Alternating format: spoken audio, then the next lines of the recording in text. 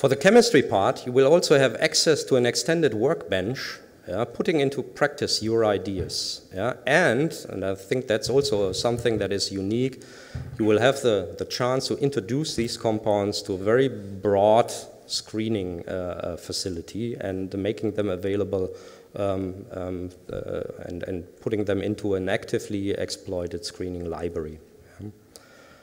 It's of course pretty clear it's a unique funding source, of course, for ideas that then needed to be translated into value. I've mentioned before what's a very prominent aspect as well for the industry part, and might be an interesting part, hopefully at least, for academia and SMEs as well, is it's a unique platform really to generate early on collaborations around good and innovative ideas in that field of early drug research. And opening up compound libraries, which are typically safeguarded and restricted, of course holds also the potential to find something there in indications that would never have seen these chemicals under other circumstances. So that would mean that in the end, opening the compound libraries of EFPIA partners in this way would, together with providing the necessary discovery engine to push forward these projects, would mean you can tackle maybe diseases which which in the end or today have less opportunities to see these quality support in terms of early drug discovery.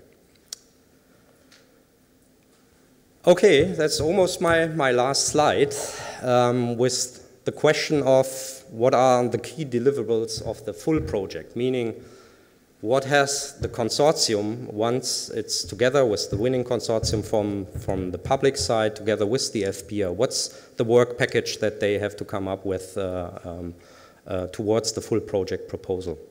Well, first of all, I think we have laid out the general framework in the topic text.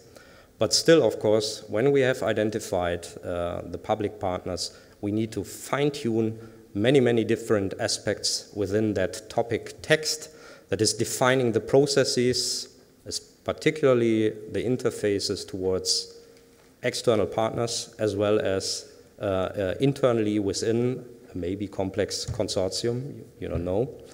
We need to be clear about the division of work and the responsibilities among the participants. We have to translate that into a meaningful and simple governance structure. We have to provide, of course, a detailed planning on the quantitative project goals, the timelines, and the anticipated budget, which is quite challenging in looking at the size of this project.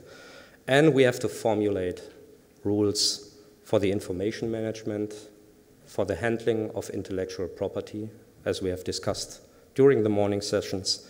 We have to clearly define rules for ownership as well. Many of those aspects are already drafted in the topic text, so we are not starting entirely from scratch, but we need to carve out all the details.